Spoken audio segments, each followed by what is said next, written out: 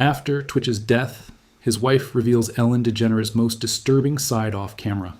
There's a book that came out in February 2025 that the internet spent about 4 days talking about and then quietly moved on from.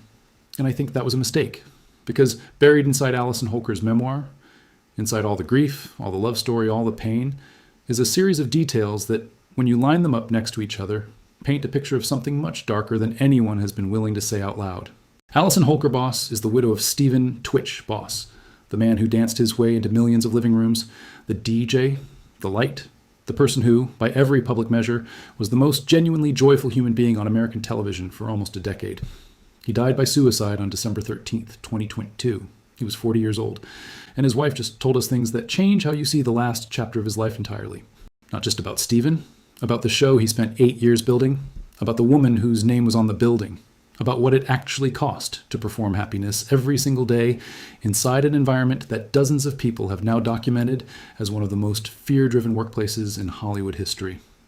So let's talk about it. All of it. The memoir, the workplace, the pattern, the part nobody wants to say, because once you see it, you can't unsee it. Who these people really were. Stephen Boss grew up in Montgomery, Alabama, in a household shaped by absence.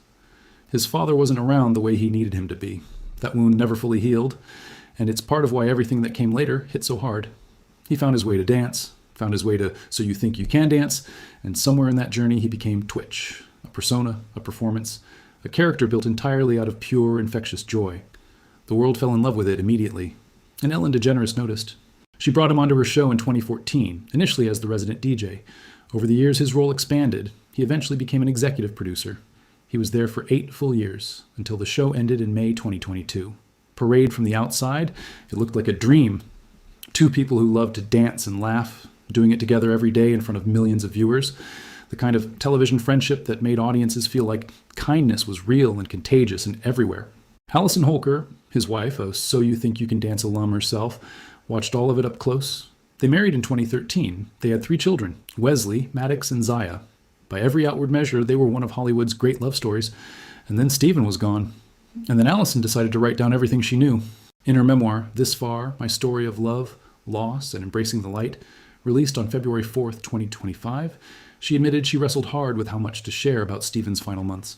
She wrote that it was his story after all, and that he had closely guarded it while he was alive. News. She shared it anyway, and what she shared cracked the whole narrative open. The documented evidence. Let's start with the workplace, because you genuinely cannot understand what Alison reveals about Twitch's final months without first understanding what was actually documented about the environment he spent nearly a decade inside. In July 2020, BuzzFeed News published an investigation that stopped Hollywood cold. They spoke with 1 current and 10 former employees of the Ellen DeGeneres show, all of whom asked to remain anonymous out of fear of retribution. These employees alleged they were fired after taking medical leave or attending family funerals. One said she essentially walked off the job after growing fed up with racist comments directed at her. Others said they were instructed by managers not to speak to DeGeneres if they passed her in the building. BuzzFeed News. That's not gossip. That's 11 people on record, independently, saying the same category of things. And BuzzFeed wasn't finished. 2 weeks later, they came back. This time, 36 former employees came forward. The new allegations included more than 10 accusations of sexual harassment and misconduct against the show's executive producer and head writer, Kevin Lehman, who denied any wrongdoing. 5 additional allegations of inappropriate touching were made against executive producer Ed Glavin. Another executive producer was accused of attempting to perform oral sex on a male employee, with 3 former colleagues independently corroborating that account, NPR. Warner Media launched a formal internal investigation. They confirmed that while not every single allegation could be corroborated, their primary findings identified real deficiencies in the show's day-to-day management. Several staffing changes followed. Refinery 29. 3 executive producers departed. Ellen issued an apology on air. The public framing at the time went like this: "It's the producers, not Ellen." Ellen didn't know. Ellen is taking responsibility for what she didn't see. But here's what got buried in that framing. One former employee told BuzzFeed directly, "That be kind bullshit only happens when the cameras are on. It's all for show." BuzzFeed News. That's not an anonymous internet comment. That's a named account from someone who was inside the building every day. And it kept coming. Because even after the investigation, even after the producer departures, the accounts didn't stop. They actually got more specific. A former cameraman speaking to the Daily Mail in 2025 alleged that DeGeneres genuinely disliked male employees, that staff lived in fear of what insiders called the Ellen gaze, and that one former staffer described that look as a queen searching for her next execution. The source alleged DeGeneres went through 9 stage managers in a single season, Fox News 9 stage managers, one season. The same former cameraman alleged that a colleague was urged to reschedule a child's bone marrow transplant because it conflicted with the show's production schedule. It remains unclear whether DeGeneres was personally aware of that situation. Yahoo! I want you to sit with that for a moment. Not a missed meeting, not a scheduling inconvenience, a child's bone marrow transplant. Former writer Greg Fitzsimmons, who worked on the show, went on the podcast We Might Be Drunk and called DeGeneres rough, saying that if you pitched something outside her preferred wheelhouse, she looked at you like you had stabbed her puppy. He described a work environment involving a lot of crying in the hallways. The list. Writer Benjamin Seaman, in a widely shared social media thread, claimed new staff members were told on their first day. Every day, she picked someone different to really hate. It's not your fault. Just suck it up for the day and she'll be mean to someone else the next day. And RuPaul's Drag Race alum Detox alleged that a friend who smiled and said good afternoon to DeGeneres on the lot had her respond by becoming, in Detox's word, unhinged.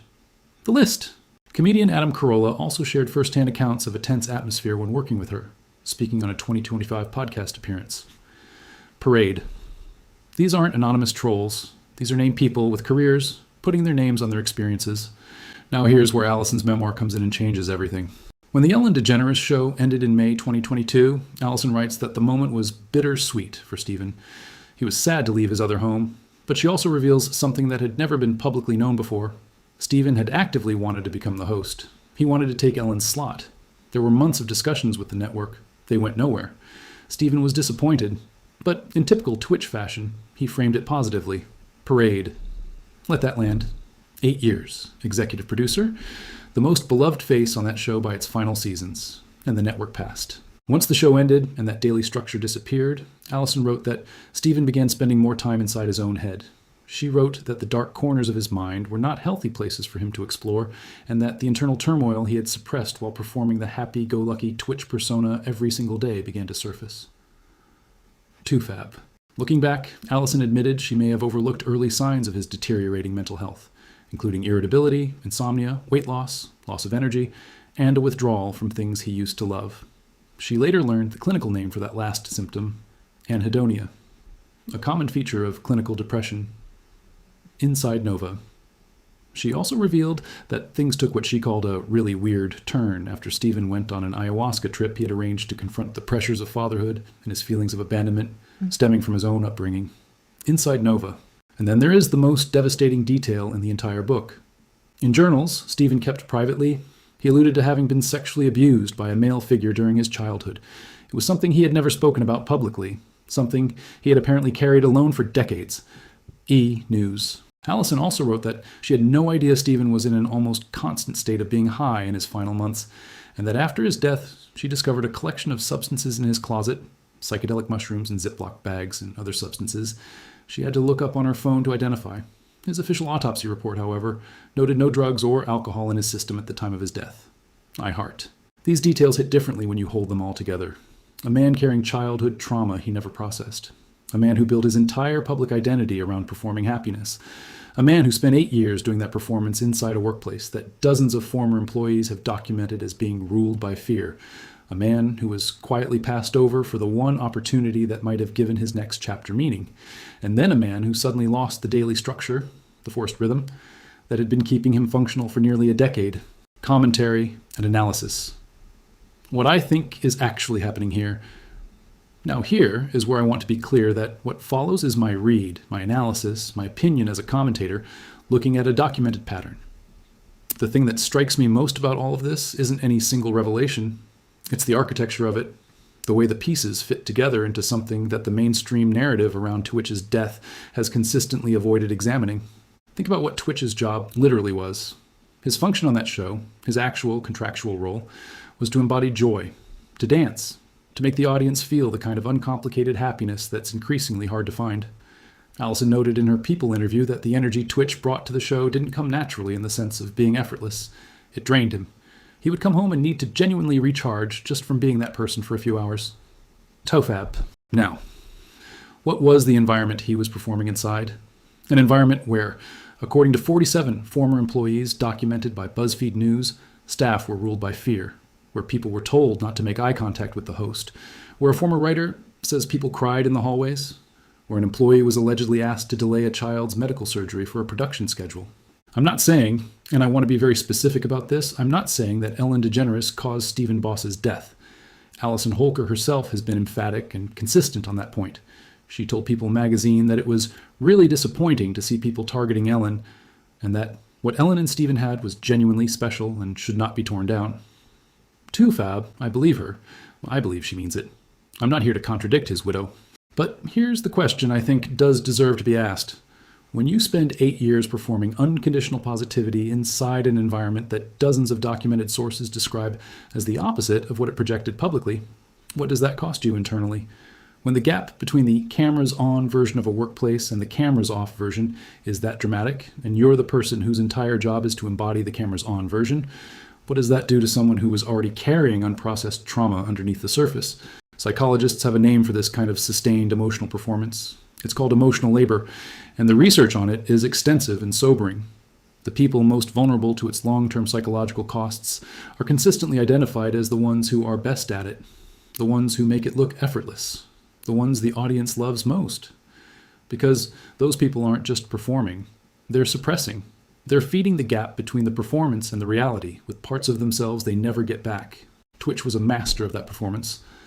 And the show it served was, by documented account, a masterclass in the gap between what was projected and what actually existed. Here's the historical comparison I keep coming back to. In the years after The Cosby Show ended, before the full scope of what Bill Cosby had done became legally established, people kept asking how such a carefully constructed public image of warmth and safety could have coexisted with something so completely opposite in private. The answer, when it finally emerged, was simple and brutal. The image was the armor. The kindness brand wasn't just a personality, it was a shield. And the shield worked because everyone inside the building had too much to lose to say otherwise. I'm not comparing Ellen DeGeneres to Bill Cosby. That is not what I'm saying. But I am saying that when a brand is built entirely on the projection of one emotion, kindness, warmth, decency, and the people who actually operate inside that brand describe a reality that is fundamentally opposite to it, that pattern deserves scrutiny. Not because of what it might prove about any individual, but because of what it does to the people who are hired to maintain the performance.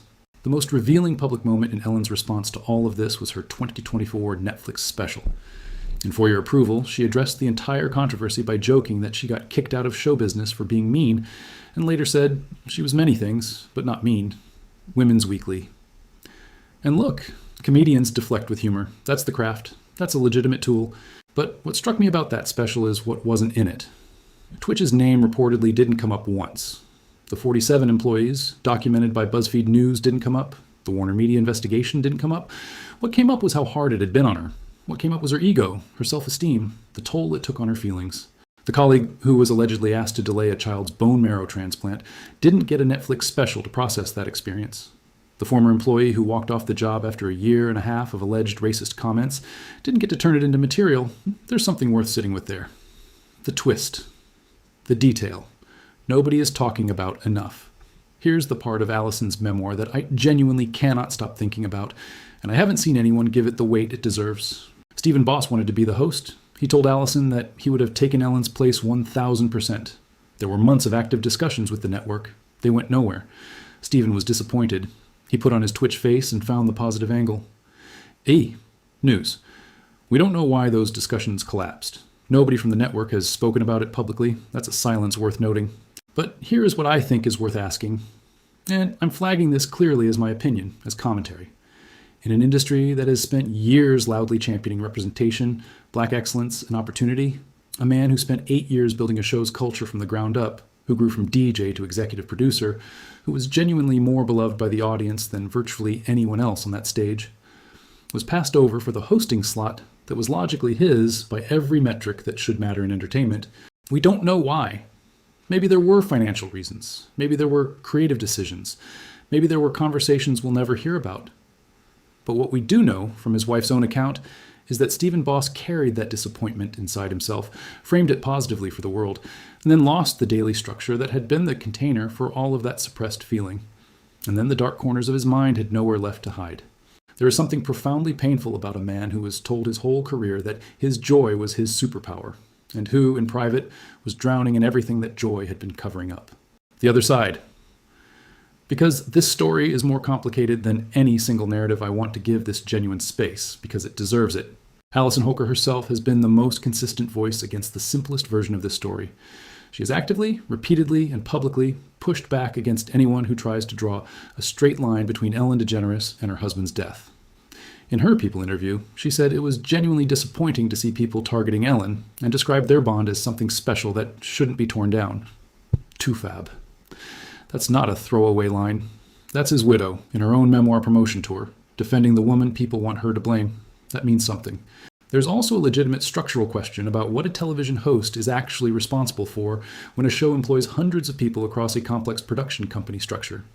The executive producers themselves took formal responsibility for the day-to-day environment in their statement to BuzzFeed News Refinery 29, and those producers faced real professional consequences. Katy Perry and Ashton Kutcher both publicly defended Ellen during the 2020 controversy, saying they had always been treated well and never witnessed mistreatment. Their experiences are real too. Then there's the Boss family's counter-narrative, which is worth taking seriously. Stephen's mother, Connie Boss Alexander, and his brother Dre Rose went on CBS Mornings in February 2025 and pushed back hard against several of Alison's claims. The family formally announced they were seeking legal counsel, calling the memoir's accounts misleading, and saying they were completely appalled by the inconsistencies they identified. Yahoo! Dre Rose said in that interview that he believed there were things Alison knew about Stephen that his family didn't, but also things about Stephen that Alison didn't know, and that in conversations Rose had with his brother before his death, Stephen had told him he felt silenced, like he couldn't get something out.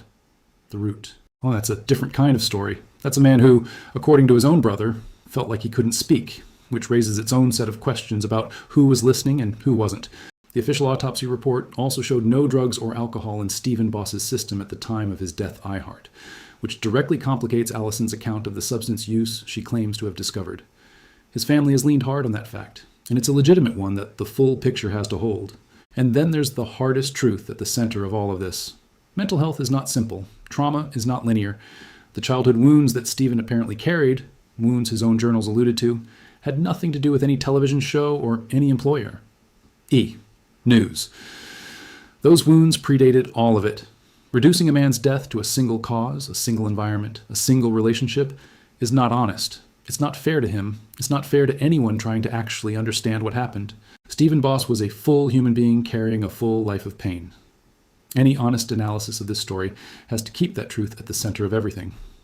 What to watch next? There are 3 things still actively in motion that are worth following closely. The legal situation between the Boss family and Alison Holker has not been resolved. The family announced in February 2025 that they were seeking legal counsel to examine the memoir's claims, citing what they described as unproven statements and misleading accounts. Yahoo! Whether that moves toward formal legal action, and what that process might surface publicly, is worth watching. Legal proceedings sometimes produce disclosures that no interview or memoir ever would. Ellen DeGeneres' public silence is also worth monitoring. Since relocating to the UK following Donald Trump's 2024 re-election, she has kept an almost complete public profile. As of 2025, she has moved to the UK countryside and has described the criticism she's faced as partly misogynistic in nature. Fox News. Whether she ever addresses the ongoing wave of new workplace allegations, including the accounts from 2025 involving named comedians and former crew members, or continues to maintain silence is a story in itself. Silence from someone with her platform is always a choice. And then there is the broader cultural conversation that this story is part of. The Ellen DeGeneres Show was not the only major daytime or late-night program to face serious workplace misconduct allegations in the 2020s. It was simply the most prominent. Whether the entertainment industry develops any structural accountability beyond individual personnel changes, whether the people who do the hiring, the network executives who run the buildings, ever face meaningful professional consequences, is a question that applies far beyond one show and one host. Close. Here's what I keep coming back to at the end of all of this. Twitch spent almost a decade being the most joyful person in any room he walked into. That was real. The joy wasn't fake. Alison has been very clear about that, and the people who knew him personally say the same thing. He had a gift, and he gave it generously, and it mattered to millions of people. But Alison wrote in her memoir that the internal turmoil Stephen had suppressed while portraying happy-go-lucky Twitch every single day started bubbling to the surface the moment that performance no longer had a stage. Parade. That line should stop all of us, because the entertainment industry runs on people performing emotions for our consumption. And we don't ask very often what that performance costs the person doing it. We don't ask what gets suppressed so the show can go on. We don't ask what happens when the cameras finally turn off and the stage goes dark and a person has to just be themselves again, without the music, without the audience, without the structure that made the performance feel like a purpose. Ellen DeGeneres built a career, a 15-year dynasty, on the performance of one emotion, kindness, and dozens of documented accounts from people who were inside that building suggest the gap between the performance and the reality was enormous. What does it do to someone to maintain the cameras on version of joy inside the cameras off reality of fear? What does it cost a person who was already carrying wounds that nobody was allowed to see? I don't have a clean answer. I don't think anyone does. But here's what I'll leave you with. The question isn't whether Ellen DeGeneres is a good person or a bad person. That framing lets everyone off the hook too easily. The real question is what we, as an audience, keep choosing to reward. We made Ellen the most powerful person in daytime television for almost 2 decades. We bought the brand. We watched the performance. We said, be kind, without ever asking what it meant to the people being paid to embody it on our behalf. And somewhere inside all of that, a man who was brilliant at giving joy to strangers couldn't find enough of it for himself. Drop your thoughts in the comments. Do you think the people who actually run these shows will ever be held to the same standard as the talent whose name is on the door? If you or someone you know is struggling with depression or suicidal thoughts, help is available 24 hours a day. Call or text 988 to reach the Suicide and Crisis Lifeline.